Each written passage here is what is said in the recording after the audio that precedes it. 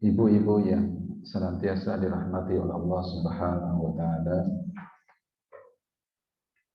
bersyukur kita kepada Allah Subhanahu wa taala atas segenap karunia dan nikmat yang telah Allah Subhanahu wa taala anugerahkan kepada kita semua. Salawat dan salam selalu tercurahkan kepada teladan kita Rasulullah sallallahu alaihi wasallam beserta keluarganya, para sahabatnya, dan orang-orang yang senantiasa istiqamah di atas sunnahnya hingga hari kiamat. Akhwat yang senantiasa dirahmati oleh Allah Subhanahu wa taala, seharusnya pada kesempatan pagi hari ini kita membahas terkait tentang sunnah-sunnah salat berjamaah. Namun tentunya perkara yang penting adalah mengetahui terkait tentang bagaimana cara salat yang diajarkan oleh Nabi Muhammad sallallahu alaihi wasallam. Maka mengetahui kaifiyat atau sifat salat Nabi sallallahu alaihi wasallam adalah hal yang paling utama untuk kemudian dipelajari dan diketahui oleh setiap individu muslim dan juga muslimah. Terlebih ibadah salat adalah ibadah yang agung, ibadah yang diagungkan oleh Rasulullah sallallahu alaihi wasallam dan juga diagungkan oleh para sahabat serta oleh ulama-ulama salaf terdahulu. Hal ini bisa kita lihat dalam beberapa hadis Nabi sallallahu alaihi wasallam. Misalkan dalam hadis Aisyah radhiyallahu taala anha, tatkala Nabi sallallahu alaihi wasallam berada di pangkuan beliau di saat beliau tengah sakit keras, sebelum beliau wafat, maka wasiat yang terakhir yang disampaikan oleh Nabi sallallahu alaihi wasallam adalah as-shalah as-shalah wa ma malakat aymanukum. Jagalah salat-salat kalian, peliharalah salat-salat kalian, dan berbuat baiklah kalian kepada hamba-hamba sahaya kalian. Begitu pula di dalam hadis yang lainnya, ketika di hari terakhir Nabi Shallallahu Alaihi Wasallam di kehidupannya di dunia ini, di mana pada hari Kamis beliau jatuh sakit, lalu kemudian bertambah parah sakit beliau Shallallahu Alaihi Wasallam, dan bertepatan dengan di hari Senin, di hari kemudian di mana beliau wafat Shallallahu Alaihi Wasallam, bertepatan dengan sholat subuh, di tengah badan beliau yang lemas, tidak bisa bangkit untuk sholat bersama kaum muslimin, Nabi Shallallahu Alaihi Wasallam masih sempat dan menyempatkan diri beliau untuk membuka tirai rumah beliau, lalu menatap dan melihat kepada para sahabat yang begitu khusyuknya tenggelam di dalam ibadah sholat mereka kepada Allah Subhanahu wa Ta'ala, dan melihat para sahabat yang tenggelam di dalam kehusyuan sholat-sholat mereka, maka Nabi Shallallahu Alaihi Wasallam pun tersenyum bahagia. Maka ini adalah seolah perpisahan yang membahagiakan bagi Nabi Shallallahu Alaihi Wasallam, di mana sebelum beliau dijemput oleh Allah Subhanahu wa taala, sebelum beliau kembali ke rahmat Allah Subhanahu wa taala, beliau melihat para sahabatnya salat dengan penuh kekhusyuan, dan itulah yang membuat Nabi Shallallahu alaihi wasallam tersenyum bahagia. Lalu kemudian dalil yang lainnya yang menyatakan bagaimana agungnya ibadah salat adalah sebagaimana sahabat yang mulia Umar bin Khattab radhiyallahu taala anhu begitu memuliakan ibadah salat, dan ini bisa kita lihat pada bagaimana sikap beliau pada saat beliau menjadi imam bagi kaum muslimin di salah satu salat subuh. Lalu kemudian seorang laki-laki yang bernama Abu Lu'lu'ah al-Majusi tiba-tiba kemudian menusuk perut beliau sebanyak 3 kali, yang dengannya bercucuran darah daripada Umar bin Khattab radhiyallahu taala anhu.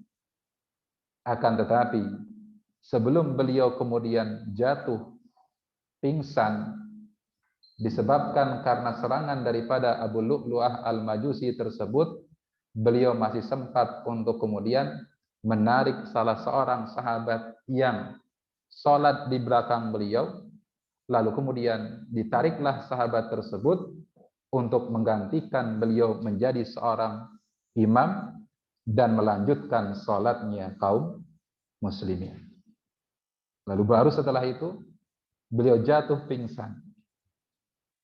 Dan ketika kemudian para sahabat selesai dari ibadah sholat mereka, mereka pun membawa Umar bin Khattab radhiyallahu taala anhu. Lalu kemudian ketika Umar bin Khattab radhiyallahu taala anhu siuman dari pingsannya, tahukah kita kalimat yang pertama kali keluar dari lisan Umar bin Khattab radhiyallahu taala anhu pada saat beliau siuman dari pingsannya? Beliau tidak bertanya terkait tentang bagaimana kondisi saya. Beliau tidak bertanya terkait tentang bagaimana luka beliau. Berapa persen ya kesempatan bagi beliau untuk kemudian pulih kembali. Akan tetapi yang pertama kali keluar dari lisan beliau adalah bertanya kepada para sahabatnya, "Asallan nas, apakah orang-orang telah selesai melakukan ibadah sholat?" Ya. Di saat nyawa beliau terancam, di saat luka beliau parah karena tusukan yang dilakukan oleh Abu Lu'lu'ah al-Majusi, alih-alih memperhatikan apa yang menjadi kesehatan dan keselamatan beliau, justru yang pertama kali beliau tanyakan adalah apakah orang-orang telah selesai melakukan ibadah sholat. Begitu pula beliau juga Umar bin Khattab radhiyallahu taala anhu pada saat beliau menjadi khalifah, maka jajaran-jajaran beliau, bawahan-bawahan beliau, staf-staf beliau, beliau surati satu persatu. Dan isi suratnya itu sama. Jadi kalau sekarang mungkin di WA ya, ibu-ibu. Dan WA-nya enggak ke WA grup. Ya. Japri. Semua orang beliau surati. Dan isinya adalah sama semua. Apa bunyi pesan yang beliau sampaikan kepada jajaran-jajaran beliau, kepada bawahan-bawahan beliau? Beliau sampaikan, "Inna min ahammi umurikum indi as-shalah." Bahwasanya tugas kalian yang paling prioritas adalah sholat. Ya, pekerjaan kalian yang harus kalian prioritaskan adalah sholat. Bukan meeting dengan klien, bukan bisnis-bisnis kalian, bukan pekerjaan-pekerjaan kalian, tapi yang menjadi prioritas kalian adalah sholat. Ini adalah bentuk bagaimana para sahabat Nabi Shallallahu Alaihi Wasallam, mereka adalah orang-orang yang sangat-sangat mengagungkan ibadah sholat. Maka oleh karena itu, tujuan dan alasan kenapa kita mempelajari bagaimana tata cara sholat Nabi Shallallahu Alaihi Wasallam adalah yang pertama, alasannya karena memang ibadah sholat adalah ibadah yang agung, ibadah yang mulia. Kemudian alasan yang kedua, kenapa kita harus kemudian mempelajari sholatnya Nabi Shallallahu Alaihi Wasallam? Karena memang ini adalah perintah Nabi Shallallahu Alaihi Wasallam. Karena Nabi Shallallahu Alaihi Wasallam bersabda, "Sallu kama ra'aitumuni usolli." Salatlah kalian sebagaimana aku salat. Dan hukum asal dari perintah adalah hukumnya wajib. Sebagaimana dalam kaidah usul fikih, bahwasanya kalimat perintah itu hukumnya adalah wajib. Dan di sini Nabi katakan sallu dengan menggunakan kalimat perintah. Salatlah kalian kama usolli, sebagaimana aku salat. Dan bukankah tujuan daripada Allah Subhanahu wa taala mengutus para nabi dan para rasul kepada umatnya, di antaranya adalah untuk menerangkan dan mengajarkan kepada umatnya terkait tentang tata cara beribadah kepada Allah Subhanahu wa taala sesuai yang diinginkan oleh Allah Subhanahu wa taala, sesuai dengan apa yang diridhai oleh Allah Subhanahu wa taala.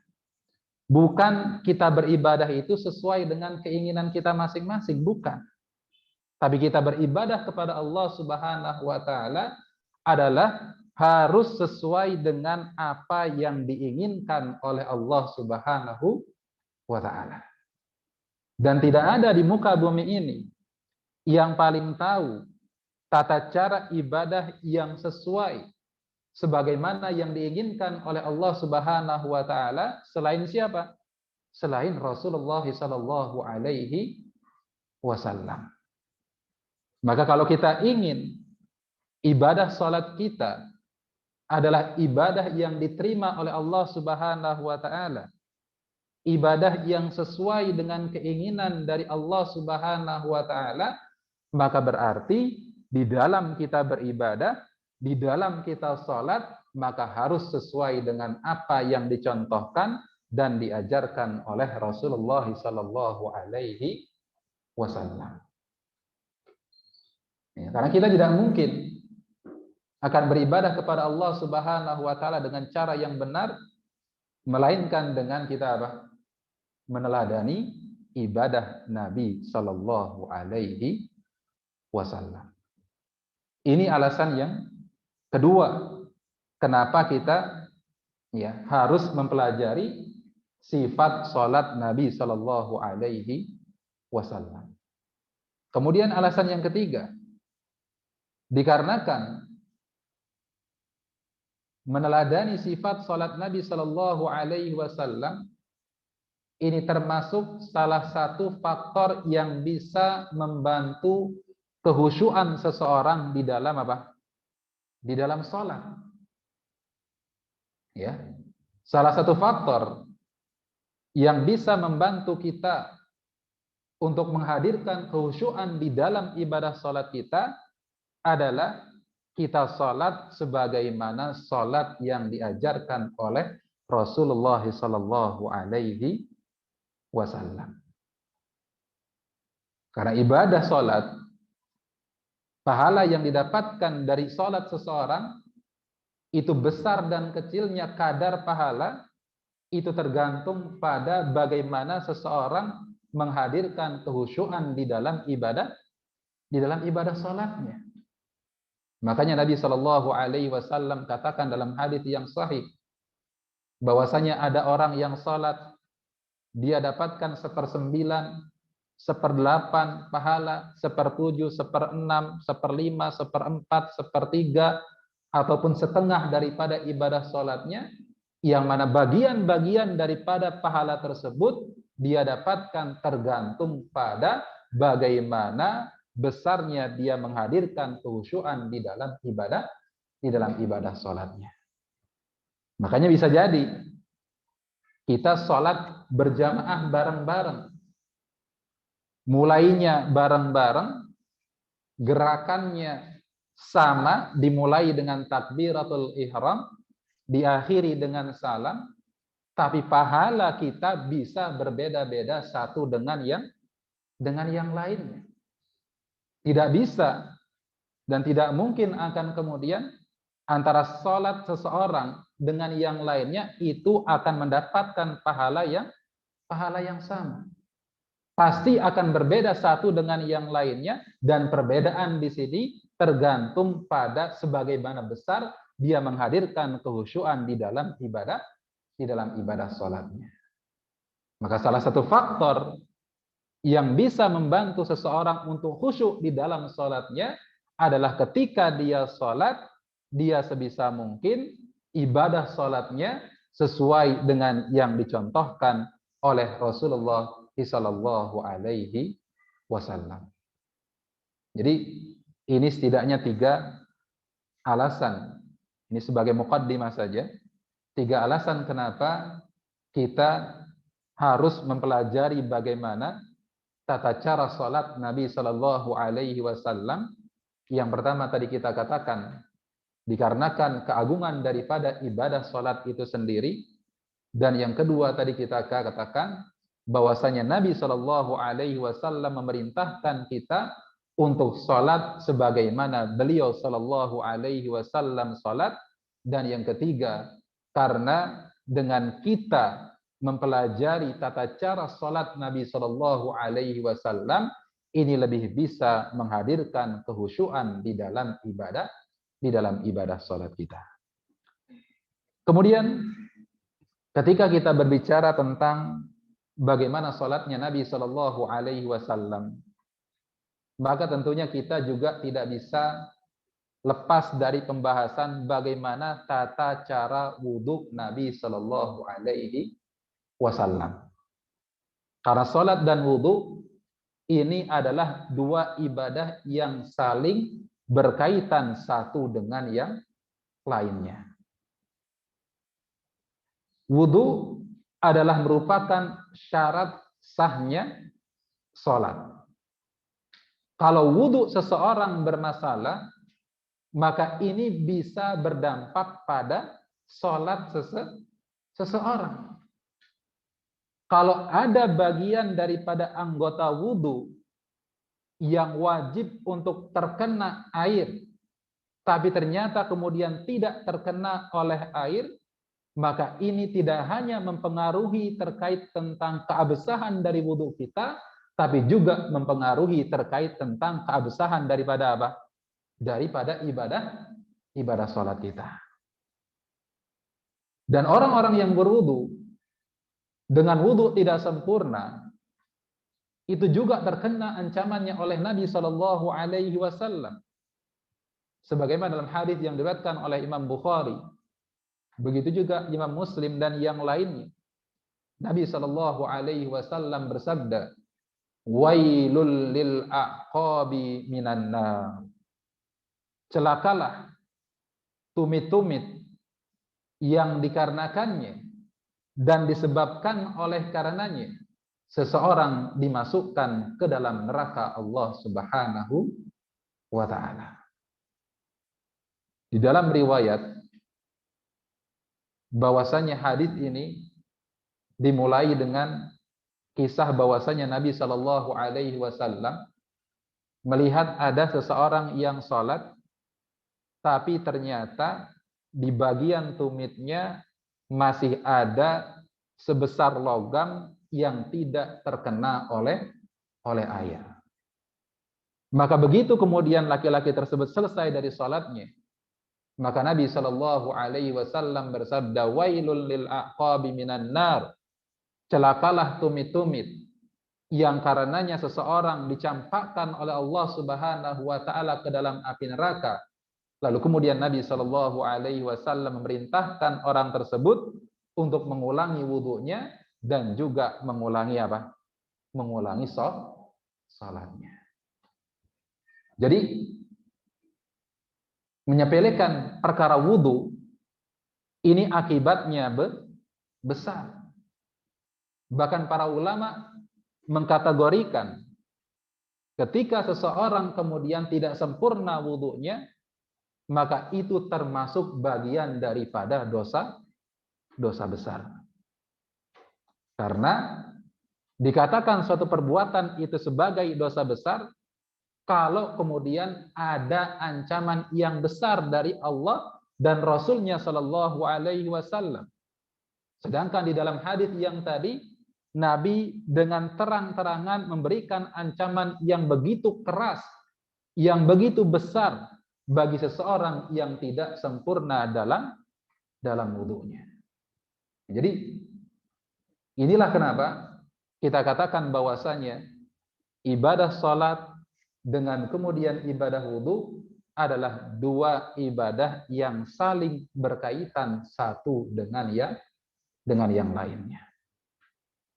Dan Nabi Shallallahu alaihi wasallam sampaikan bahwasanya ketika seseorang berwudu dengan cara yang sempurna, maka Allah Subhanahu wa taala akan kemudian bukakan baginya 8 pintu surga, lalu kemudian Allah akan persilahkan baginya untuk masuk melalui pintu yang mana saja. Sebagaimana sabda Nabi Shallallahu alaihi wasallam, "Man tawaddaa fa ahsanal wudu."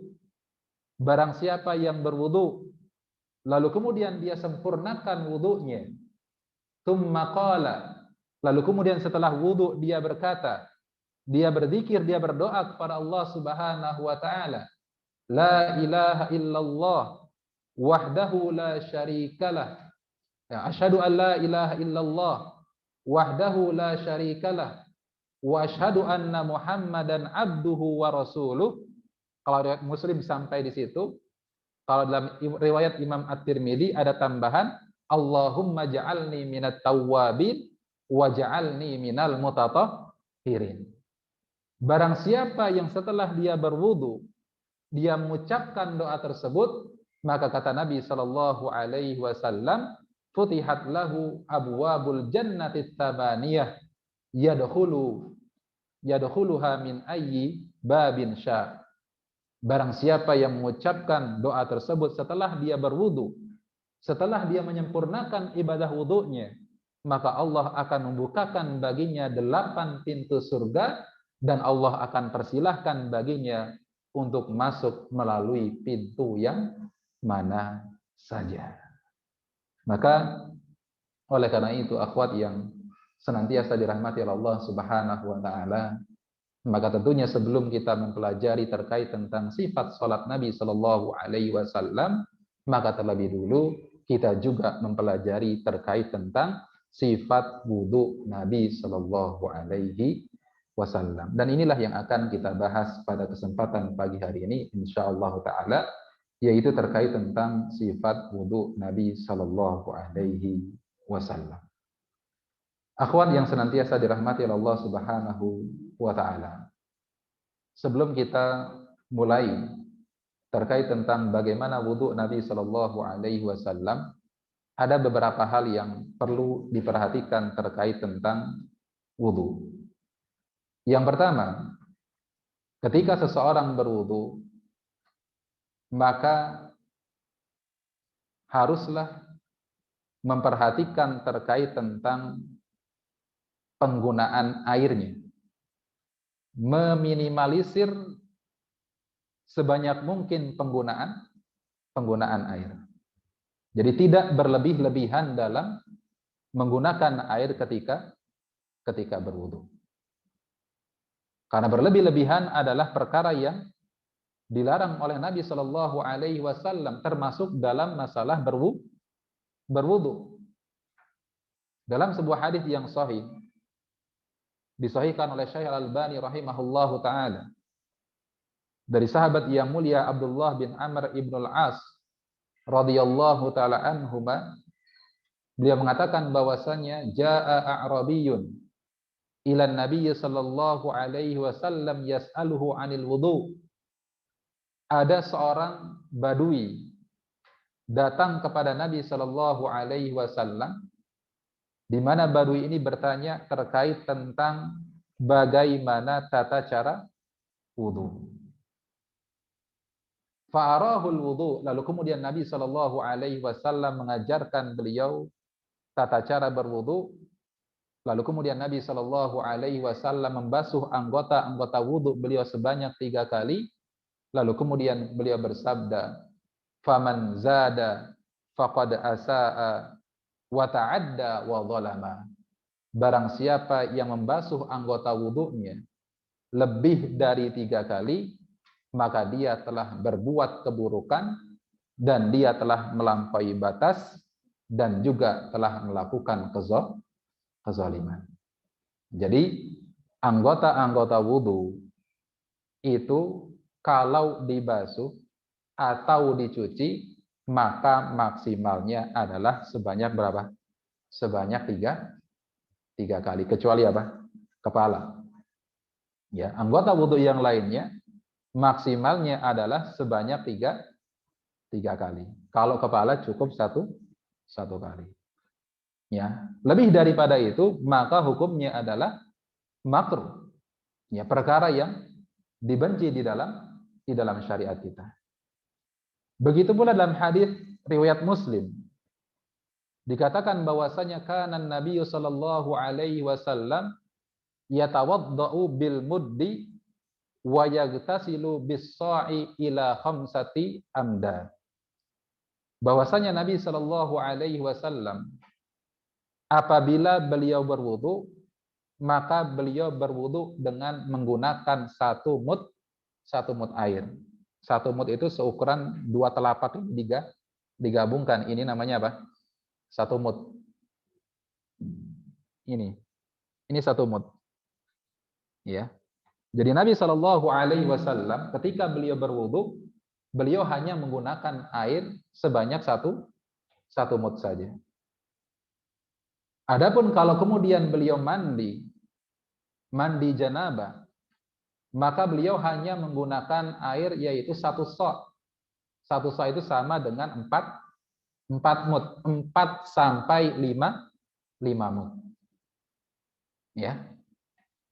Akhwat bisa enggak? Pernah enggak wudu dengan 1 mud? Belum pernah. Ya. Ya seukuran inilah kurang lebih. Ya. Caranya gimana? Nanti kita ajarkan. Ya, jadi meminimalisir penggunaan daripada air pada saat kita apa? Pada saat kita berwudu. Kalau memang cukup dengan 1 mud, maka gunakan 1 mud. Dan terkadang yang jadi problem adalah ketika kita wudu menggunakan keran. Kalau pakai gayung mungkin bisa meminimalisir penggunaan airnya. Tapi kadang-kala kalau orang pakai keran itu suka apa? Suka melampaui batas. Ya. Kadang air yang terbuang itu jauh lebih banyak dibandingkan dengan air yang dia gunakan untuk apa? Untuk berwudu. Kadang ada orang berwudu ketika pakai keran dibuka selebar-lebarnya sampai pol, sampai mentok dibuka. Padahal ketika berwudu yang diambil hanya sebesar ini saja, sebanyak ini saja. Sedangkan yang keluar itu jauh lebih banyak. Maka ya, perhatikan terkait tentang penggunaan air pada saat kita berwudu. Minimalisir penggunaan air pada saat kita berwudu, dan ini termasuk bagian daripada sunnah Nabi Shallallahu Alaihi Wasallam. Dan bukan kemudian kita beralasan kan di Arab airnya sedikit, Ustaz. Mungkin Nabi ya hemat air karena apa? Karena di Arab itu airnya sedikit. Enggak seperti itu pemahamannya. Ya, itu berlaku bagi siapapun dan dimanapun. Ya, bahwasanya ketika seseorang berwudu maka disunnahkan adalah meminimalisir penggunaan apa? Penggunaan air. Jadi ini yang perlu diperhatikan bagi siapa saja yang berwudu. Ya, perhatikan dan biasakan serta latih diri kita untuk meminimalisir penggunaan apa? Penggunaan air baik pada saat berwudu maupun pada saat apa? Pada saat mandi. Ini terutama ibu-ibu nih. Ya. Kalau mandi nggak bisa sebentar, kadang ada. Ya, atau ketika mandi kemudian main guyurnya. Ya. Ya, jadi ini adalah sunnah Nabi Shallallahu Alaihi Wasallam. Ya, berhemat dalam menggunakan air pada saat apa? Pada saat berwudu maupun pada saat apa? Pada saat mandi. Ini yang perlu diperhatikan yang pertama ya, sebelum kita masuk kepada apa? Sifat wudu Nabi Shallallahu Alaihi Wasallam. Nah, ya bisa dipahami ya. Nah, kemudian kita langsung masuk saja kepada pembahasan kitabnya. Kita buka halaman yang ketiga ya.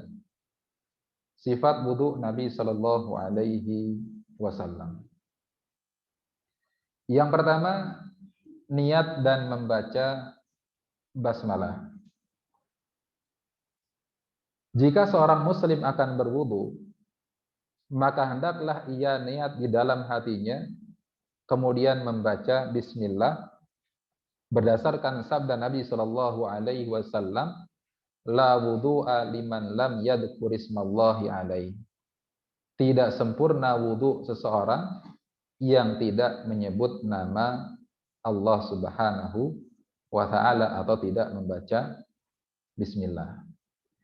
Namun apabila ia lupa membaca basmalah, maka wudunya tetap sah dan tidak batal.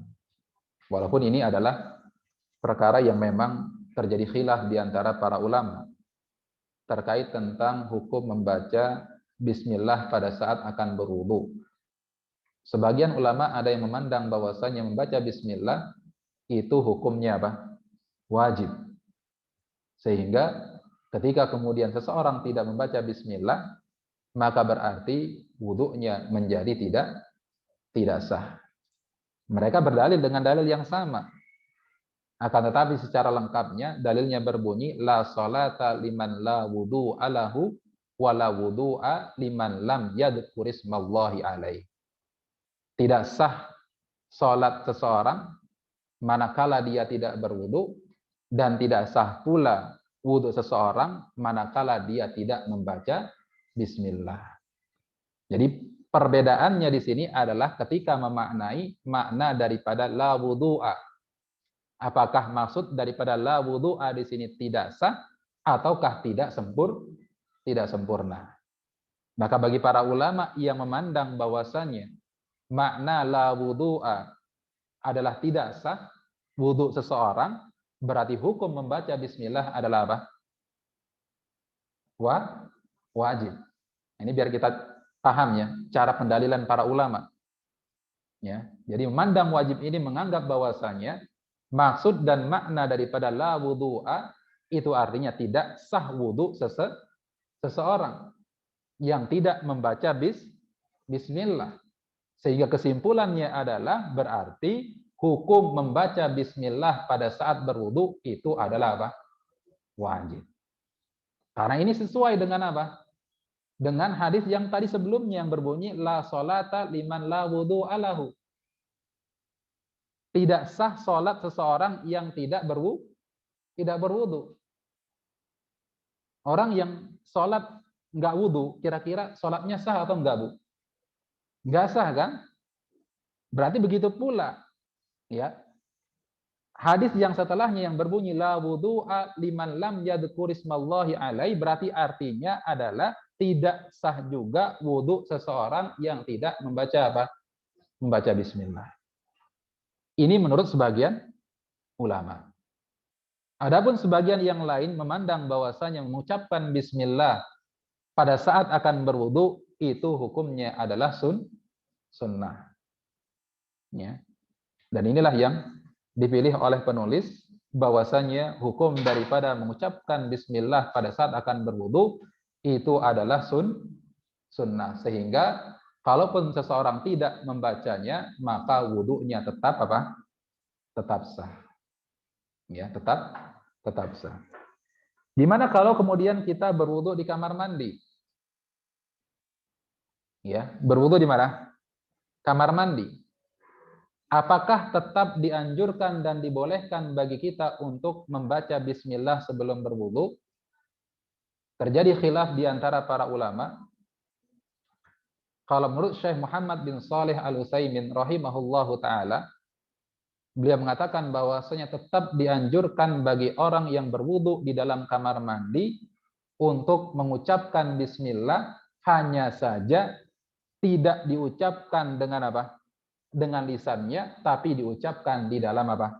Di dalam hatinya. Diucapkan di dalam hatinya. Adapun pendapat yang lainnya, dan ini kalau tidak salah pendapat daripada Syekh Shalih Al-Fauzan hafizahullah taala, beliau memandang bahwasanya seseorang yang berwudu di dalam kamar mandi tetap dibolehkan baginya untuk kemudian apa? Membaca bismillah. Kenapa? Karena kamar mandi di zaman Nabi Shallallahu Alaihi Wasallam, WC pada zaman Nabi Shallallahu Alaihi Wasallam itu berbeda dengan apa? Kamar mandi dan WC pada saat sekarang ini. WC pada zaman Nabi Shallallahu Alaihi Wasallam umumnya adalah tempat yang biasa kita gunakan untuk buang hajat. Ya, tapi kalau sekarang dipisahkan kadangkala antara tempat buang hajat dengan tempat kita apa? Tempat kita berwudu. Maka wallahu taala alam, pendapat yang tentunya jauh lebih kepada kehati-hatian adalah pendapat yang menyatakan bahwasanya membaca bismillah ya ketika berada di kamar mandi sebaiknya dibaca di dalam apa? Di dalam hati. Ini yang pertama. Berniat lalu kemudian apa? Membaca bismillah. Kemudian yang kedua, membasuh telapak tangan. Ya, membasuh telapak tangan. Kemudian disunahkan membasuh telapak tangan sebanyak 3 kali sebelum memulai wudu sambil menyela-nyela jari jemari. Nah, ini juga mencuci tangan sebelum berwudu. Ya, kalau kemudian seseorang bangun dari tidurnya, maka hukum daripada mencuci tangan sebanyak 3 kali ini adalah wajib. Kalau dia baru bangun tidur, lalu kemudian dia ingin apa? Dia ingin berwudu, maka hukum daripada mencuci tangan sebanyak 3 kali ini hukumnya adalah apa? Wajib. Berdasarkan sabda Nabi Shallallahu Alaihi Wasallam, "Idza staiqadha ahadukum min naumihi fala yaghmis yadahu fil ina'i hatta yaghsilha salasan." Kalau salah seorang di antara kalian bangun dari tidurnya, maka janganlah dia kemudian buru-buru memasukkan tangannya ke dalam apa? Wadah air sampai dia mencucinya sebanyak berapa? Sebanyak 3 kali. Fa innahu la yadri aina batat yadah. Karena pada saat dia tidur, dia tidak menyadari ini tangannya apa? Hinggap di mana. Ya, bisa jadi memegang kotoran-kotoran dan lain sebagainya, dan sedangkan dia tidak apa? Dia tidak sadar dan dia tidak mengetahuinya. Adapun pada saat kemudian seseorang tidak dalam kondisi tidur atau tidak kemudian dalam posisi baru bangun dari tidurnya, lalu kemudian dia ingin berwudu, maka hukum daripada apa? Membasuh tangan sebanyak 3 kali di sini adalah hukumnya apa? Sunnah. Ya, hukumnya adalah sunnah. Ya. Dan tadi sudah dijelaskan cara membasuhnya adalah dengan cara apa? Ya, di sela-sela. Ini sela-sela ya. Jadi pokoknya ketika membasuh tangan, membasuh atau menggosok tangan serta kaki, maka dianjurkan untuk menyela-nyela di antara tangan dan juga antara antara kaki. Ya, termasuk di dalamnya ketika kita akan memulai wudhu setelah membaca bismillah, mencuci telapak tangan sebanyak 3 kali, maka dicuci dengan cara apa? Di sela-sela antar jari. Seperti ini. Ya. Di sela-sela sebanyak berapa? 3 kali. Ya. Ini yang kedua. Membasuh telapak tangan sebanyak berapa? Sebanyak 3 kali. Kemudian setelah itu berkumur-kumur plus ya. Ini digabungin. Ya. Tidak dilakukan secara terpisah. Berkumur-kumur dan beristinsyak serta istinsar. Berkumur-kumur serta istinsyak dan juga istinsar. Kemudian berkumur-kumur, yakni memutar-mutar air di dalam mulut, kemudian mengeluarkannya.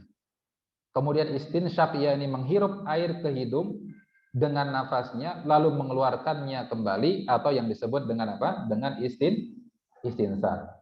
Hiruplah air dari tangan kanan, lalu keluarkan dengan memegang hidung dengan tangan kiri. Jadi berkumur sama istinsyak itu dilakukan secara apa? Secara berbarengan, secara bersamaan.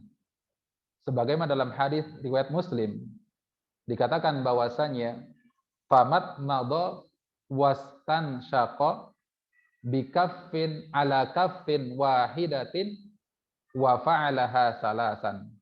Bahwasanya Nabi Shallallahu alaihi wasallam ketika beliau berwudu, beliau berkumur dan juga beristinsyak dengan apa? Dengan dari satu telapak tangan. Jadi airnya ya di telapak tangan yang kanan ini sebagiannya masuk ke mulut dan sebagian dihirup ke dalam hidung.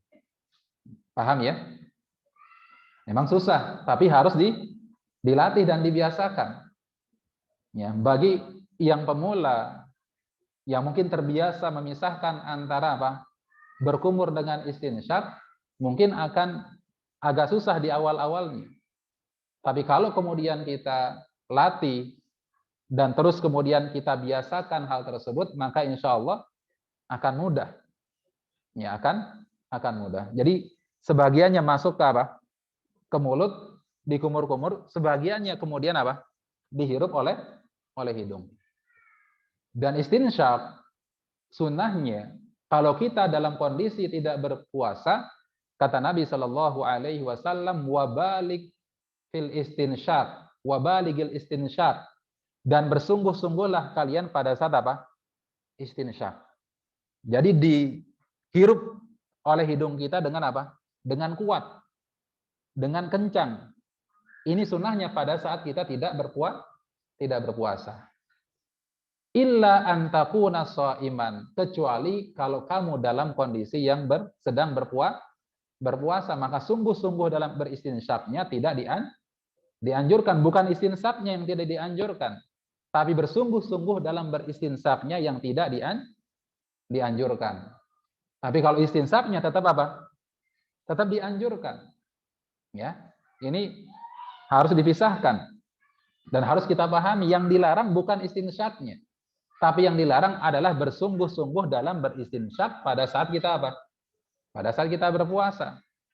Dan pada saat seseorang berwudu dan beristinsak dalam wudunya dan dia dalam kondisi berpuasa, itu tidak membatalkan apa? Tidak membatalkan puasanya.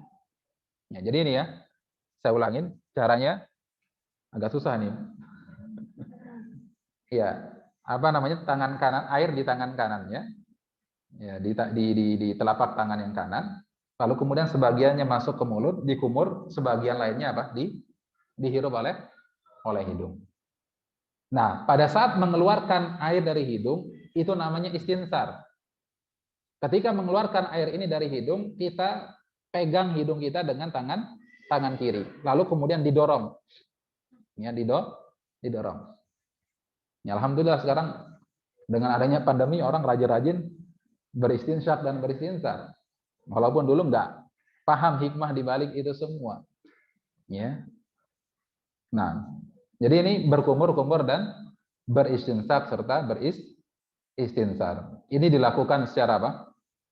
Secara sekaligus. Ini juga dilakukan sebanyak berapa? Sebanyak tiga kali. Kemudian disunahkan untuk istinsyak dengan kuat. Ini tadi sudah kita jelaskan. Kecuali jika sedang berpuasa karena dikhawatirkan air akan masuk ke perutnya. Nabi Shallallahu Alaihi Wasallam bersabda, "Wabalik fil istinsyak illa antakuna so'iman." Ya, bersangatanlah atau lakukanlah dengan kuat dalam beristinsyak, kecuali jika engkau sedang apa? Sedang berpuasa. Kemudian yang selanjutnya adalah membasuh wajah.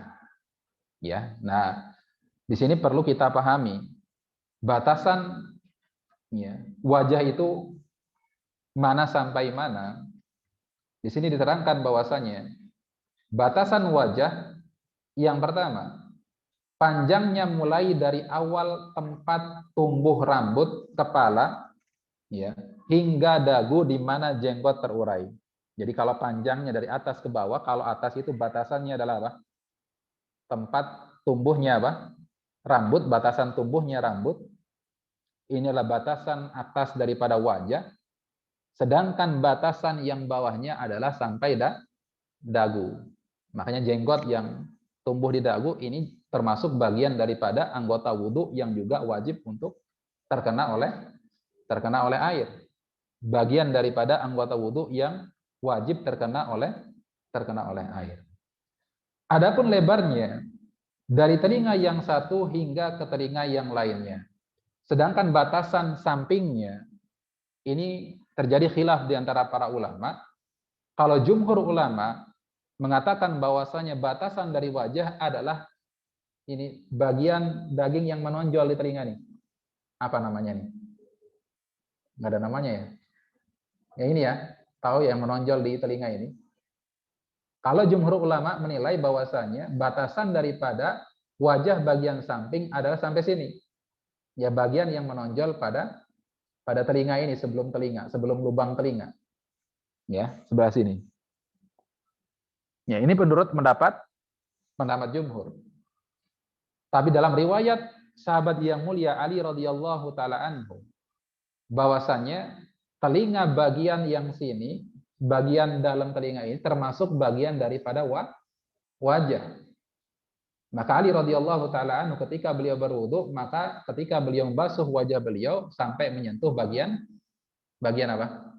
Ini bagian apa sih namanya? Luar apa dalam? Dalam ya? Nggak tahu juga. Ya, kalau luar sini ya. Ya nggak sih? Bagian depan lah ya, bagian depan telinganya sampai sini. Jadi sampai di bagian depan ini aja. Tapi kalau jumhur sampai sini. Ya, sampai sini. Nah.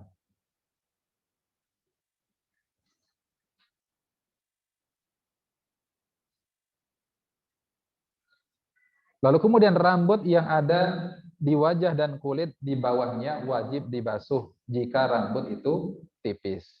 Ya, jadi kalau yang jenggotnya tipis ini bagi laki-laki ya. Kalau jenggotnya tipis berarti ini juga wajib untuk apa? Dibasuh. Tapi bagi yang jenggotnya lebat, maka cukup dengan apa? Diginiin air lalu kemudian di sela-sela di antara jenggot. Insya Allah ini kalau ibu-ibu nggak ada yang berjenggotan, insya Allah. Jadi nggak perlu dijelaskan secara detail. Nah, jadi kita ulangin tata caranya. Ini mati ya? Naik turun nih. Jadi membasuh wajah itu adalah apa? Bagian atas di sini, mulai dari sini, ya, sampai kemudian sampingnya di bagian apa sih namanya? Ini telinga atau kemudian sampai menyentuh telinga juga, ya menurut sebagian pendapat dibolehkan karena itu bagian daripada wajah. Lalu kemudian sampai apa? Sampai dagu. Ini dilakukan sebanyak berapa? Sebanyak tiga kali. Jadi diambil airnya. Boleh langsung begini nih, dari kanan, langsung kemudian ke muka seperti ini.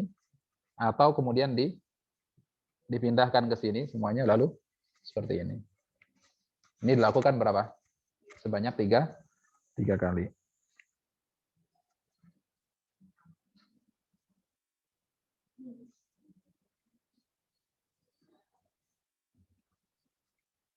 Ya, ini membasuh wajah. Kemudian membasuh kedua tangan. Kemudian membasuh kedua tangannya berikut kedua sikunya berdasarkan firman Allah Subhanahu wa taala, wa aydiyakum ilal marafiq, dan basuhlah tangan-tangan kalian sampai ke siku, atau dimulai dari siku hingga ke ujung jari. Jadi yang namanya tangan, kalau di dalam syariat kita, yang namanya tangan sebenarnya adalah sampai pergelangan tangan saja ini. Ini namanya apa? Tangannya itu ini. Makanya dalam perintah tayamum Allah katakan fatayammamu sha'idan thayyiban famsahu biwujuhikum wa aydikum minhu. Ya, maka tayamumlah kalian dengan debu yang bersih, lalu kemudian basuhlah wajah kalian dan juga tangan-tangan kalian. Ketika tayamum membasuh tangan sampai mana? Sampai pergelangan tangan saja seperti ini. Ya. Selesai. Itu dalam apa? Tayamum. Karena memang yang namanya tangan adalah sampai apa?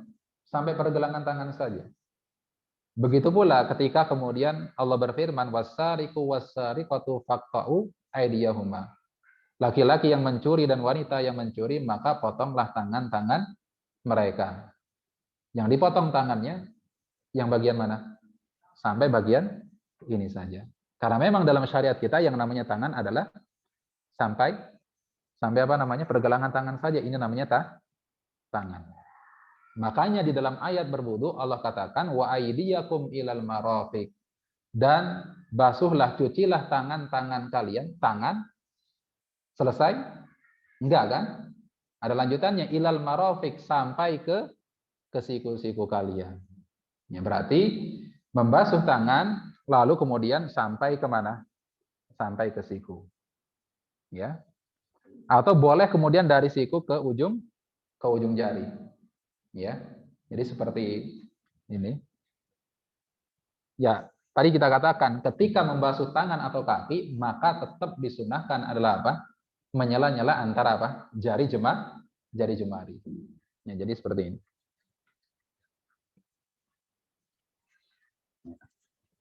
Sok sampai depan. Satu ya. Jadi pastikan yang kanan terlebih dahulu, ya, dicuci atau dibasuh sebanyak 3 kali terlebih dahulu. Kalau sudah selesai 3 kali, baru kemudian pindah ke kiri. Jangan diselang-seling, kanan kiri enggak. Tapi apa, didahulukan yang kanan dulu, selesaikan yang kanan dulu. Bisa 1 kali, 2 kali, atau 3 kali maksimal. Kalau sudah selesai, baru kemudian pindah ke kiri. Ya.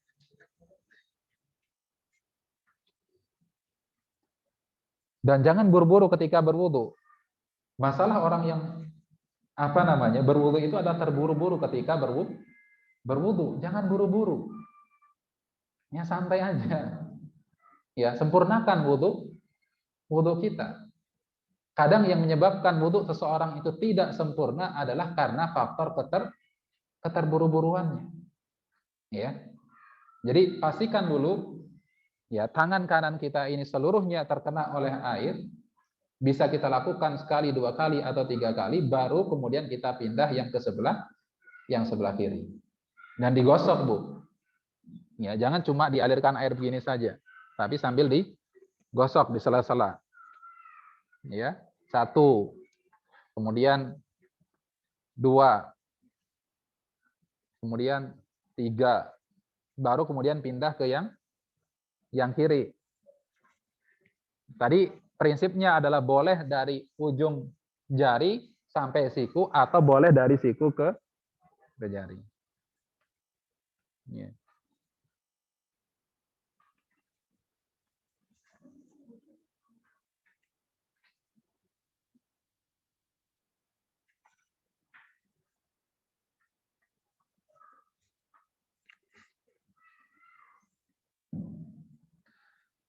Ya. Atau dimulai dari siku hingga ke ujung jari. Tadi sudah dijelaskan sebagaimana hadis sahih riwayat Al-Imam Ad-Daruqutni dan juga Al-Imam Al-Baihaqi. Kemudian selanjutnya adalah mengusap kepala dan kedua telinga. Kemudian mengusap kepala dan kedua telinganya satu kali. Ini dilakukan mulai dari depan kepalanya, lalu kedua tangannya diusapkan hingga sampai ke bagian belakang kepala atau tengkuk, kemudian kembali lagi mengusapkan tangannya hingga bagian depan kepalanya. Jadi seperti ini, Bu. Kita ambil ini tadi air pakai tangan kanan, lalu kemudian ini boleh tadi kayak gini juga boleh, langsung ke sini juga boleh. Ya. Seperti ini ya. Dari bagian depan dulu, kemudian ke belakang sampai tengkuk ya. Karena ini namanya kepala. Dan gak usah ngikutin panjangnya rambut. Karena yang dibasuh adalah apa? Kepala. Wamsahu biru'usikum. Ini namanya kepala dari sini sampai sini. Jadi ditarik ke belakang, begitu sampai tengkuk, kemudian dikembalikan lagi ke depan. Ya. Dikembalikan lagi ke depan. Ada juga dalam riwayat dikatakan bahwasanya Nabi Shallallahu Alaihi Wasallam ketika berwudu beliau tidak sampai mengubah rambutnya, jadi rambutnya nggak sampai acak-acakan, jadi ngikutin arah rambutnya, ya.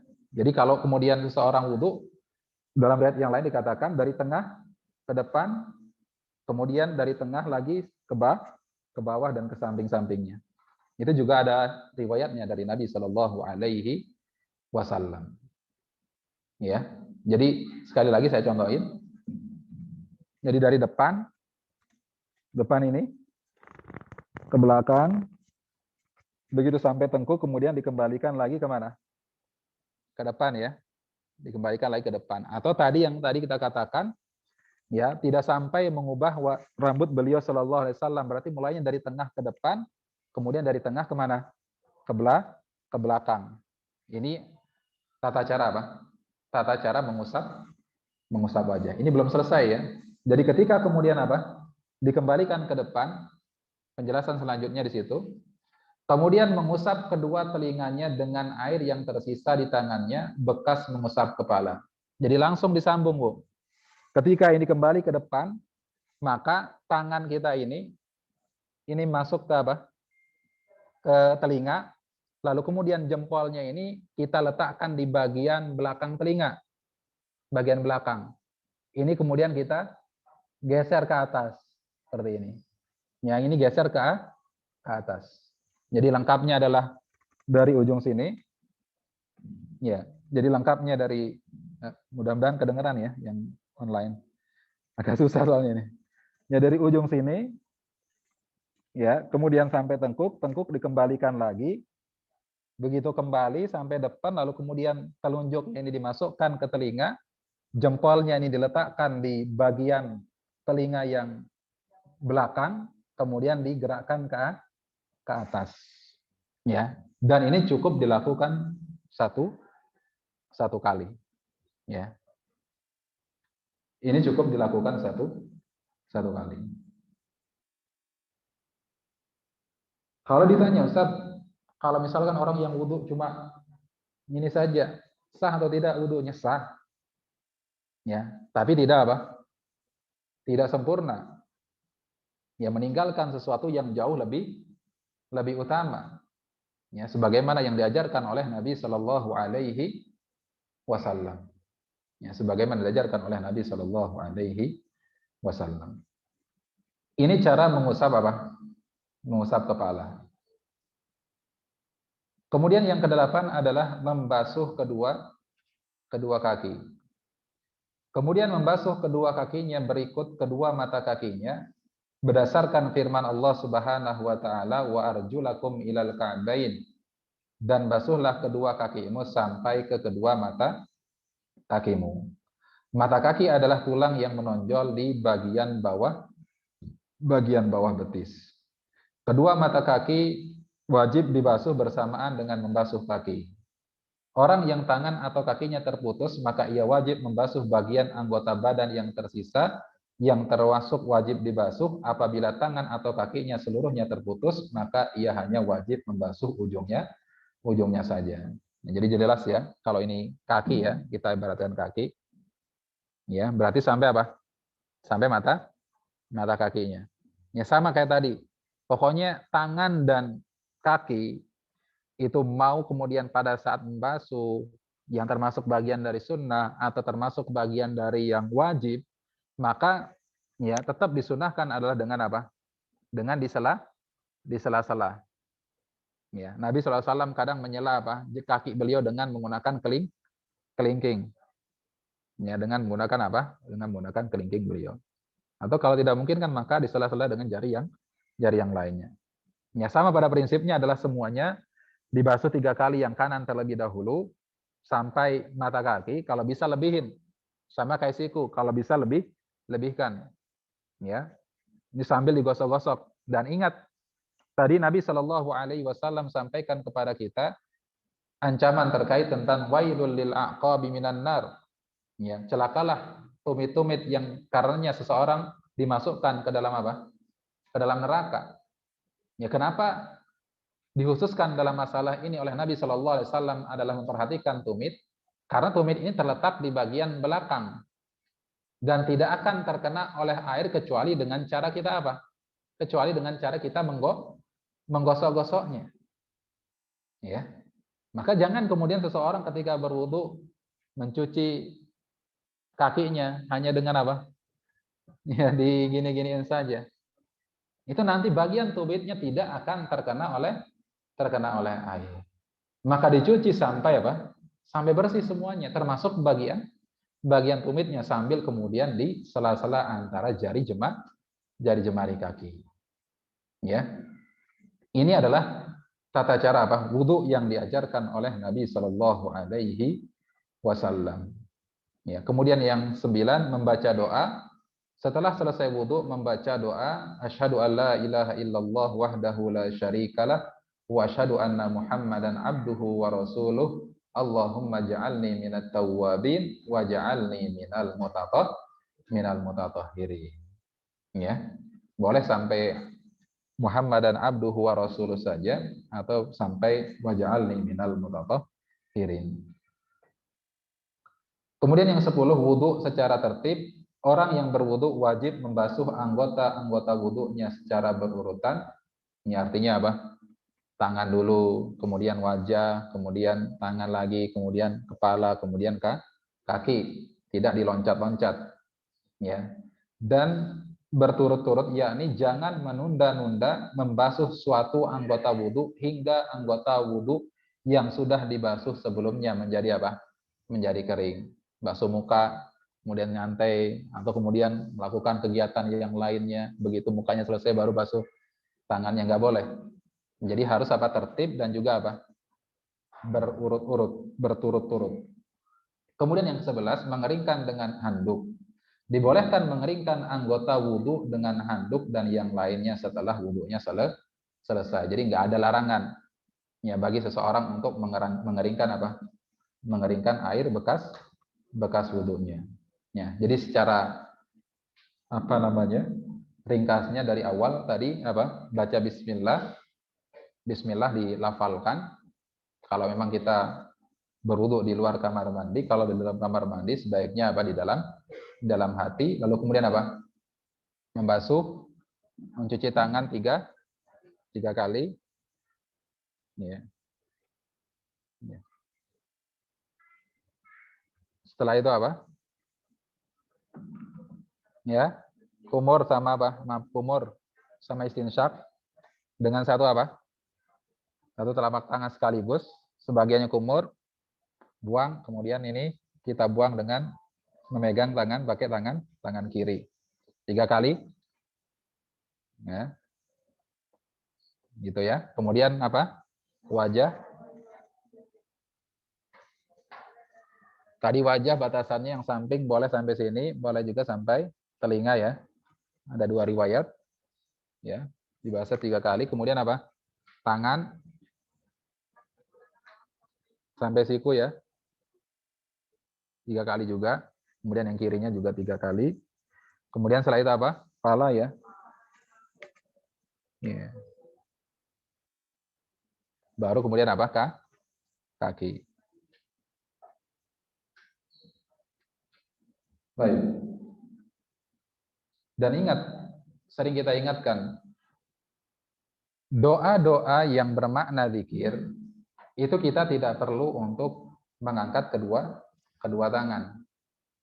Jadi ketika kita selesai wudu, lalu kemudian membaca doa ini, maka kita tidak dianjurkan dan tidak disunnahkan untuk mengangkat kedua tangan.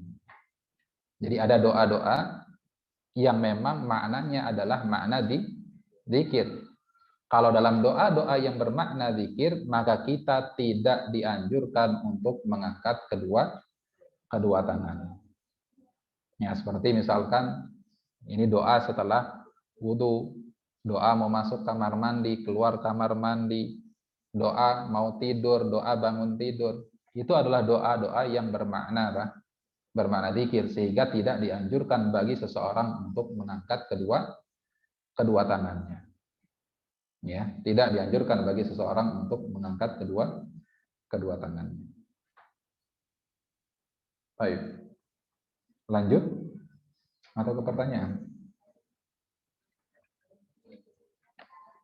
Pertanyaan dulu ya. Masya Allah, banyak. Online itu yang mana ya? Ini sudah dipindahin kan yang di Zoom? Atau belum? Belum ya? Oh, baik. Saya bacanya di sini.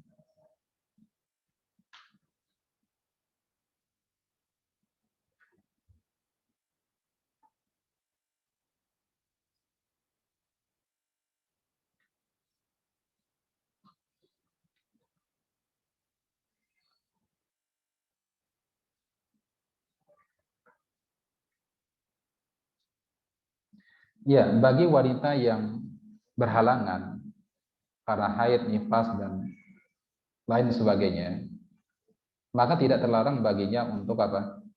Untuk berzikir. Boleh bagi wanita yang haid dan nifas untuk membaca apa? Membaca zikir. Ya, apa nih ketutup? Kami bacakan aja Pak ya Ustaz. Apa nih? Passwordnya apa nih? Ini mati ini. Nah, jadi wanita yang haid atau kemudian nifas atau berhalangan, tidak apa-apa baginya untuk kemudian apa? Untuk berzikir. Ya, atau kemudian ingin memurajaah hafalannya, maka tidak terlarang selama kemudian sambil tidak menyentuh apa? Menyentuh mushaf. Ya, karena tidak boleh menyentuh mushaf kecuali orang yang dalam kondisi suci. Sebagaimana sabda Nabi Shallallahu Alaihi Wasallam, la yamassu al-Quran illa tahir. Tidak boleh ada yang kemudian menyentuh Al-Quran kecuali orang yang dalam kondisi suci.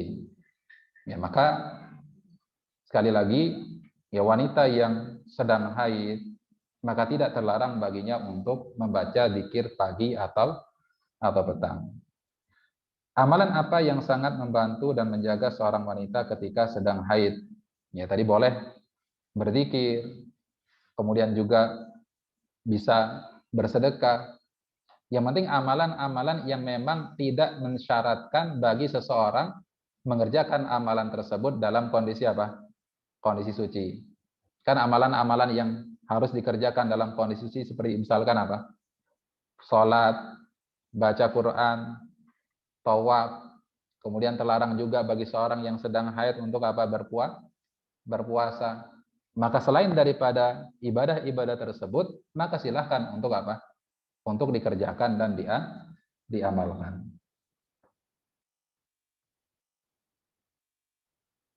Ya. Assalamualaikum warahmatullahi wabarakatuh. Afan, Ustaz mau tanya, jika di tempat wudhu yang terbuka atau umum, apakah boleh membasuh kepalanya hanya bagian luar jilbab saja serta hanya membasuh kaki tanpa membuka kaos kaki? Iya.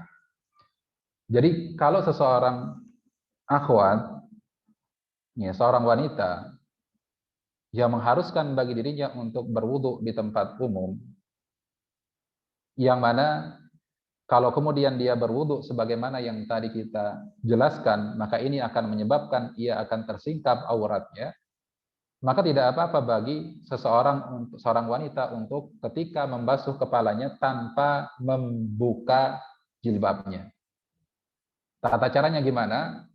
Dalam riwayat hadis Nabi Shallallahu Alaihi Wasallam dicontohkan, begitu pula bagi laki-laki yang pakai imamah. Imamahnya apalagi kemudian dipasangnya dengan cara yang susah, sehingga kalau dibuka lagi ya susah lagi. Maka dalam kondisi yang seperti itu, cara wudhunya adalah dengan sebagaimana yang tadi kita contohkan, dia basuh di atas apa? Di atas jilbabnya, mulai dari apa? Tempat tumbuhnya rambut sama. Ya, ini kemudian sampai ke belakang saja, nggak perlu dikembalikan lagi. Jadi hanya kemudian membasuh sampai tengkuknya saja. Atau boleh juga kemudian mengusap di bagian depan rambutnya, depannya aja, dibasuh bagian depan rambutnya, lalu kemudian sisanya di atas jilbabnya sampai bagian tengkuknya. Jadi itu ada dua cara bagi seorang wanita ya, yang ketika kemudian dia mengharuskan dirinya untuk berwudu di tempat yang terbuka, maka tidak apa-apa untuk tidak membuka jilbabnya, dia basuh di atas apa? Di atas jilbabnya. Adapun kemudian membasuh kaki ya, atau kemudian membasuh di atas kaos kaki, ada syaratnya. Kapan seseorang dibolehkan untuk membasuh di atas kaos kakinya? Yang pertama, disyaratkan pada saat dia menggunakan kaos kaki tersebut, dia dalam kondisi suci. Jadi sebelum keluar rumah, ya pastikan kita dalam kondisi suci, sudah berwudu. Maka ketika kita mengenakan kaos kaki keluar rumah, artinya kita sudah dalam kondisi suci. Sehingga nanti qadarullah kalau kemudian wudu kita batal, kita mau berwudu, maka kita boleh kemudian apa? Tidak membuka kaos kaki kita. Sehingga pada saat kita akan membasuh kaki kita, kita cukup membasuh apa? Membasuh di atas kaos kaki saja, di atasnya saja. Di bagian atasnya saja. Ya. Kenapa? Ya sama. Ya, di atas kaos kakinya. Dibasuh juga tiga kali. Itu syaratnya ya. Tapi kalau kemudian dia pakai kaos kakinya, tidak kemudian dalam kondisi apa? Bersuci, maka tentunya apa? Tidak berlaku ya pensyariatan daripada membasuh di atas kaos kaki. Dia harus kemudian membuka kaos kakinya lalu kemudian membasuh kakinya. Kemudian yang kedua, bahwasanya batasan maksimal daripada dibolehkannya seseorang membasuh di atas kaos kakinya bagi yang mukim tidak safar berlaku 1 hari 1 malam. Sedangkan bagi orang yang musafir maka berlaku 3 hari 3 malam. Lewat daripada itu dia harus melepaskan kaos kakinya pada saat kemudian dia apa? Dia berwudu. Ya, ini tata cara apa?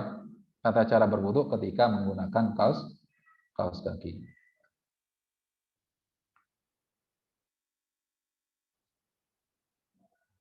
Gimana hukumnya ketika sholat lalu membaca bacaan sholat dan menangis kadang karena ingat akan dosa kepada Allah? Itu bagus, malah dianjurkan. Ya, pada saat kita membaca Al-Qur'anul Karim kita dianjurkan untuk menangis pada saat kemudian kita apa?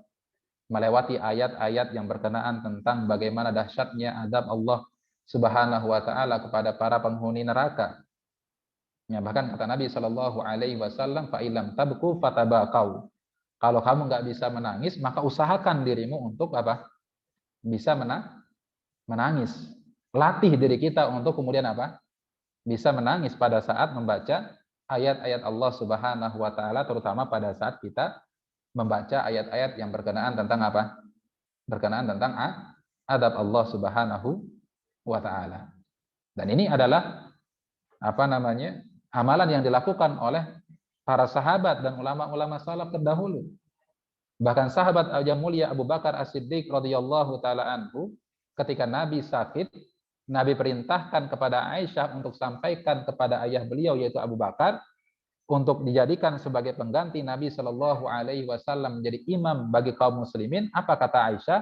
Beliau berkata kepada Rasulullah Shallallahu Alaihi Wasallam, "Wahai Rasulullah, apakah engkau hendak menjadikan seseorang yang gampang menangis ketika membaca ayat Allah Subhanahu Wa Taala ya menjadi seorang imam?" Karena Abu Bakar As-Siddiq radhiyallahu taala anhu ini hatinya lembut, ya. Begitu baca Al-Quran sedikit saja beliau apa? Beliau menangis. Nah, ini beberapa pertanyaan dari chat ya.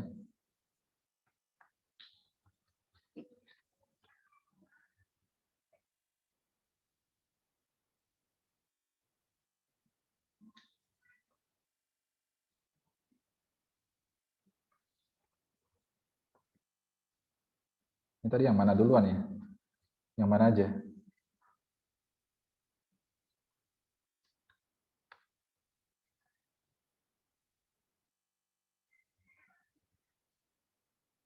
Kalau jari kita terluka, terus ditutup dengan plester, bagaimana dengan wudunya?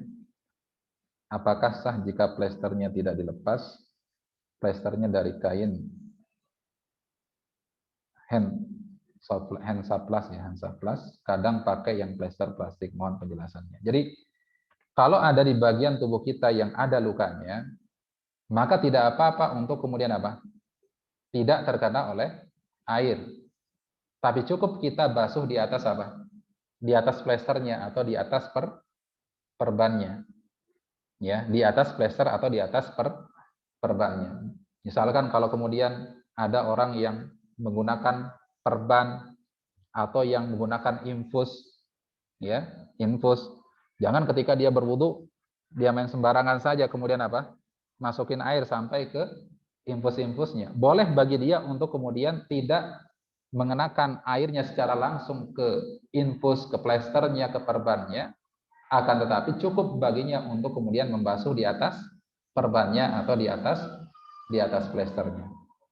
Ya, tadi kan sudah dijelaskan di penjelasan tadi, kalau seseorang bahkan kalau misalkan ya, la qadarullah ya, ada orang yang cacat ya, tangannya misalkan ada yang kepotong, maka yang wajib dia basuh adalah pada bagian yang tersisa saja kan.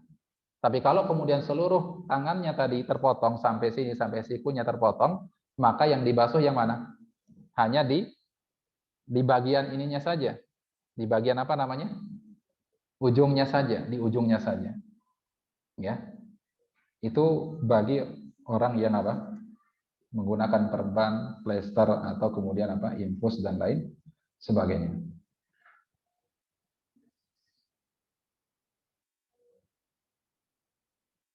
Saat berkumur dan istinsyaq 3 kali, di antara 3 kali tersebut ada salah satunya airnya tidak terhirup.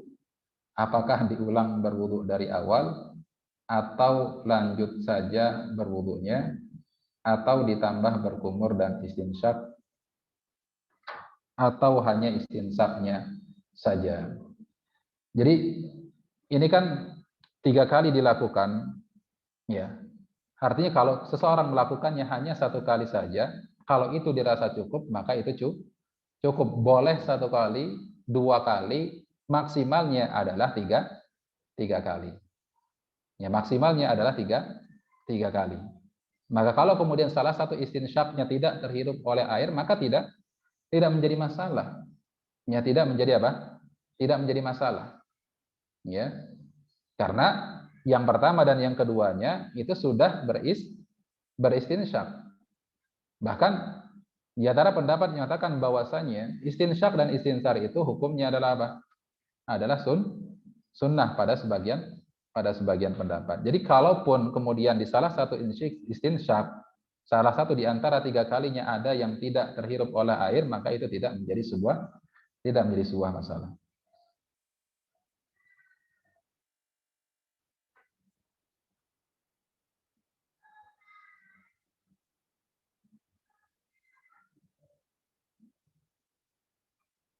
Ustaz, jika lutut kita sakit tidak bisa ditekuk ketika sujud, apakah boleh selamanya sholat sambil duduk dengan kursi?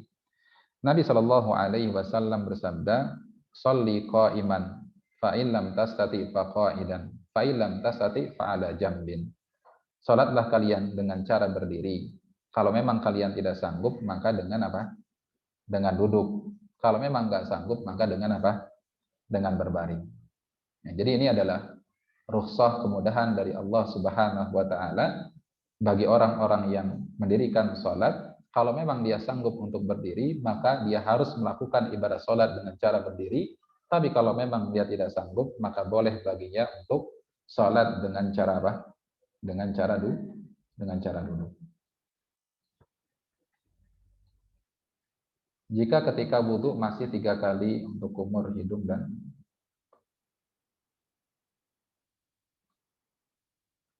maksudnya apa ini?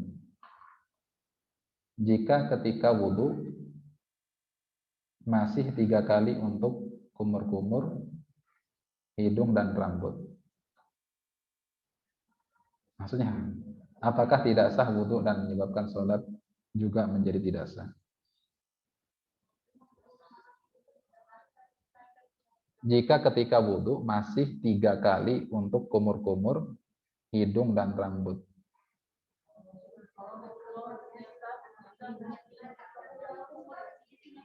Yang nanya siapa ini? Bisa menjelaskan, jangan ditafsirkan sama yang lain.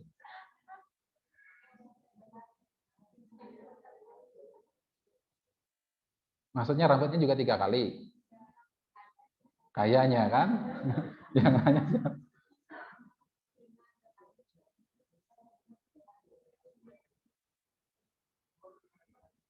Kumurnya jelas ya 3 kali, hidungnya 3 kali. Nah rambut, maksudnya 3 kali mungkin rambutnya. Yang sesuai dengan sunnah dan yang afdol adalah sebagaimana yang tadi kita contohkan. Yang membasuh kepala, ya kepala yang bukan rambut. Wamsahu biru'usikum, membasuh kepala. Entah itu kemudian pada sebagian kepala, di ujung kepalanya saja, atau kemudian ya apa tadi dia basuh sebanyak 3 kali. Tapi ini adalah perbuatan yang meninggalkan sesuatu yang lebih utama. Yang lebih utama adalah membasuh sebagaimana yang tadi kita jelaskan, dari ujung kepala kemudian tengkuk, kemudian dikembalikanlah lagi kemudian ke telinga. Ya ini dilakukan sebanyak berapa? 1 kali. Kalau kita menyelisihi hal ini berarti kita apa? Menyelisihi perkara yang apa? Perkara yang sunnah, perkara yang afdol, yang jauh lebih utama. Kalau dibasuh 3 kali sah atau enggak sah? Kalau berbicara sah ya sah. Ya, mau dibasuh sebagiannya, dibasuh seluruhnya, mau dibasuh 1 atau 2 atau 3 kali, kalau dikatakan sah atau tidak sah wudunya, tapi meninggalkan perkara yang jauh lebih utama. Kalau rambutnya dikuncir saat wudu, apakah harus dilepas terlebih dahulu atau tidak? Kuncir rambut yang mana yang dikuncir? Hah? Iya, tadi kan yang dibasuh yang mana, Bu? Rambut apa kepalanya? Ya udah selesai masalahnya.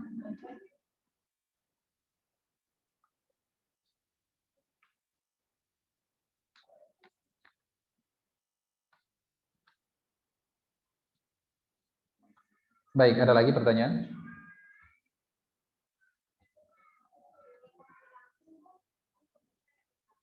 Yang langsung nggak apa-apa kalau ada yang mau langsung. Silahkan, Bu.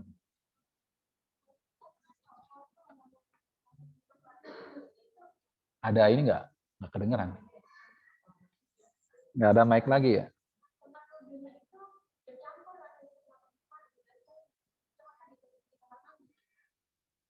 Ya, kalau memang tempatnya bercampur antara laki dengan perempuan, tempat wudhunya, maka usahakan terlebih dahulu mencari tempat yang apa?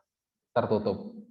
Kalau memungkinkan bagi kita untuk berwudhu di dalam kamar mandi, nggak apa-apa bagi kita untuk berwudhu di dalam kamar mandi. Karena itu jauh lebih menjaga terhadap apa yang menjadi aurat-aurat kita. Ya, dan juga kita lebih tenang pada saat ketika kita akan apa? Berwudhu. Ya, dan berwudhu di kamar mandi tadi sebagaimana yang telah kita jelaskan itu dibolehkan. Ya, sebagaimana yang tadi telah kita jelaskan, itu adalah dibolehkan, tidak masalah. Hanya saja pada saat membaca bismillah lebih baiknya kita baca di dalam hati. Adapun kemudian menggosok atau mencuci anggota-anggota wudhu yang lainnya, maka sama saja, ya, sebagaimana yang tadi kita jelaskan. Dan kita nggak usah was-was. Perasaan kemudian was-was tempat kamar mandi itu tempat yang apa? Kotor. Khawatirnya kemudian apa? Ketika selesai berwudu terkena oleh apa? Terkena oleh najis. Maka ini bagian daripada apa? Was-was yang harus kemudian kita hilangkan dengan apa? Menumbuhkan keyakinan di dalam hati kita. Ya, harus menumbuhkan keyakinan di dalam hati kita. Dan ingat, tadi sebenarnya harusnya saya jelaskan di muqaddimah. Kan wudu ini masuk dalam kategori toharoh ya, dalam kitab fikih namanya toharoh. Toharoh itu bersuci. Bersuci itu ada dua dimensinya. Yang pertama adalah raf'ul hadas, mengangkat hadas, wa izalatun najas, dan menghilangkan najis. Ini namanya apa? Bersuci. Mengangkat hadas dan menghilangkan najis. Apa bedanya hadas dengan najis itu? Ada yang tahu? Yang tahu saya kasih hadiah minggu depan. Pertemuan berikutnya lagi.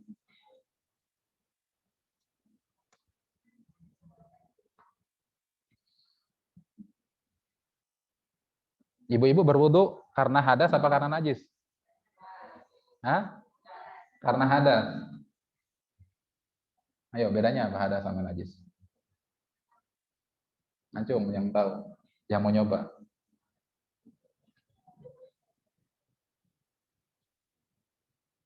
Orang yang kena najis harus wudu enggak? Kata siapa? Saya nggak pernah ngomong. Apa bedanya hadas dengan najis? Kalau orang buang air, setelah dia buang air, maka dia dalam kondisi apa? Hadas apa najis? Berhadas, betul. Nah, air kencing yang dia keluarkan itu hadas apa najis? Air kencingnya najis. Udah ngerti kan? Berarti hadas itu adalah sifat yang melekat pada diri seseorang. Itu namanya apa? Hadas. Tapi kalau najisnya itu adalah materinya, bendanya, zatnya. Ya, beda jadi antara hadas dengan najis. Jelas ya? Jadi tadi raf'ul hadas, yang namanya bersuci itu yang pertama, mengangkat hadas. Mengangkat hadas ini dengan cara apa? Dengan dua cara tentunya. Entah itu dengan cara berwudu atau dengan cara mandi, tergantung pada hadasnya. Apakah hadasnya kecil atau kemudian hadasnya besar. Kalau hadas kecil diangkat dengan apa? Dengan berwudu. Kalau hadas besar diangkat dengan mandi. Ustaz, boleh enggak kalau kemudian seseorang kemudian berhadas besar, ya, kemudian dia mandi, lalu kemudian nggak perlu wudhu lagi, boleh atau tidak? Boleh. Kalau mandinya adalah mandi wajib. Tapi kalau mandinya adalah mandi yang sehari-hari, maka itu tidak apa? Tidak mewakili dan tidak bisa kemudian apa namanya mewakili daripada wudhu seseorang. Ya. Kalau mandinya adalah mandi wajib, dia niatkan untuk mengangkat hadas besar dan hadas kecil, maka sebagaimana disampaikan oleh para ulama berdasarkan kepada hadis Nabi Shallallahu Alaihi Wasallam, Nabi pernah kemudian mandi, kemudian beliau sholat tanpa kemudian berwudu setelah apa? Setelah mandi. Mau dia pada saat akan mandi itu wudu dulu atau enggak, maka kalau kemudian dia sudah mandi wajib, artinya apa? Dia tidak perlu lagi untuk apa? Untuk wudu. Walaupun lebih utamanya adalah kita mandi wajib sebagaimana mandi wajib yang diajarkan oleh Nabi Shallallahu Alaihi Wasallam, yang mana beliau kalau mandi wajib maka beliau wudu terlebih dahulu. Nah itu. Jadi kalau hadas kecil diangkat dengan apa? Dengan wudu. Kalau besar diangkat dengan apa? Mandi. Kalau nggak ada air maka dicari penggantinya. Dua-duanya bisa diganti dengan apa? Tayamum. Nah, kalau najis bukan dihilangkan dengan wudhu. Najis itu dihilangkan dengan apa? Ada yang kemudian dengan dipercikkan saja, ada yang kemudian dicuci, ada yang kemudian harus dicuci dengan apa? Dengan air sebanyak 7 kali, kemudian terakhirnya pakai apa? Pakai tanah. Itu tergantung pada jenis apa? Jenis najisnya. Makanya kalau ada orang wudhu, setelah dia berwudhu, kok merasa kemudian di badannya, di kakinya, di tangannya ada najisnya, berarti dia perlu nggak untuk ngulangin wudhunya? Nggak perlu. Yang harus dia lakukan adalah hanya membersihkan najisnya saja. Karena najis itu tidak membatalkan apa? Wudhu seseorang. Yang membatalkan adalah apanya? Apanya yang membatalkan? Berhadasnya. Berhadasnya yang membatalkan. Sampai sini paham ya? Ibu. Ya. Kadang ada yang sering salah paham itu. Ketika kemudian dia ada najisnya, diulangin wudhunya. Padahal nggak perlu ngulangin wudhunya, hanya cukup membersihkan najisnya saja. Ya, kenapa tadi ada yang menanya lagi?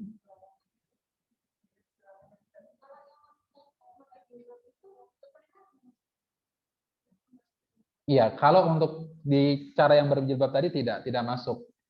Memang hanya kemudian di kepalanya saja. Ya, karena memang tidak memungkinkan. Kan dalam kaidah dikatakan bahwasanya al-masyaqqatu tajlibut taysir. Pada saat kondisi-kondisi yang berat, kondisi-kondisi darurat, itu Allah memberikan keringanan-keringanan. Nah,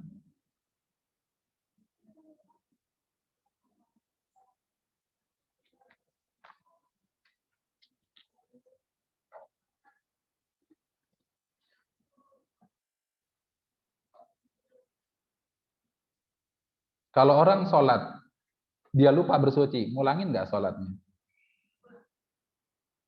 Ulang, betul. Kan tadi prinsipnya la sholata liman la wudu alahu. Tidak sah sholat seseorang yang tidak apa? Berwudu. Kalau ada orang sholat, setelah selesai sholat ternyata dia baru ingat kalau dia dalam kondisi yang tidak bersuci, maka dia harus berwudu lalu kemudian ngulangin sholatnya. Tapi kalau ada orang setelah selesai sholat dia baru sadar ada najis di tubuhnya, dia ulangin nggak sholatnya? Tidak perlu. Itu bedanya ya. Tidak perlu untuk diulangi. Ya, misal begitu selesai sholat baru sadar bahwasanya bajunya, mukenanya, jilbabnya ada bekas pipis anaknya, maka dia tidak perlu untuk mengulangi apa? Sholatnya. Dalilnya mana? Dalilnya adalah Nabi ketika kemudian sholat menggunakan terompah, di pertengahan sholat Jibril mengabarkan bahwasanya di bawah terompahnya ada najisnya. Apa yang dilakukan oleh Nabi? Apakah Nabi batalkan sholatnya? Tidak. Nabi tetap lanjutkan sholatnya, kemudian terompahnya beliau apa? Beliau lepaskan. Nggak dibuang, dilepaskan. Disayang kalau dibuang. Baik, cukup ya. Ibu-ibu yang dirahmati oleh Allah Subhanahu wa taala. Ini menarik diskusi kita terkait tentang tata cara wudhu Nabi Shallallahu alaihi wasallam. Insyaallah di pertemuan selanjutnya kita masih membahas ya kitab ini. Berikutnya adalah sunnah-sunnah wudhu, lalu kemudian nanti masuk pada sifat salat Nabi Shallallahu alaihi wasallam. Semoga Allah memberikan kemudahan kepada kita dan semoga Allah Jalla wa ala menjadikan majelis ini adalah majelis yang berkah dan semoga ilmu yang kita dapatkan menjadi ilmu yang bermanfaat bagi kita semua. Amin ya rabbal alamin. Yang benar datang dari Allah Subhanahu wa taala dan yang salah berasal dari kejahilan diri saya sendiri dan juga dari syaitan. Fa astaghfirullah li wa lakum. Subhanakallahumma bihamdika asyhadu an la ilaha illa anta astaghfiruka wa atubu ilaik. Assalamualaikum warahmatullahi wabarakatuh.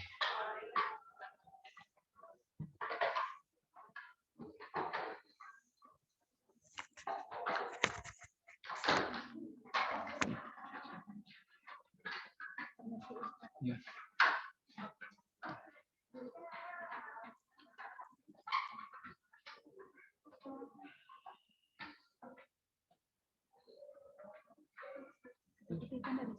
Ya, banyak.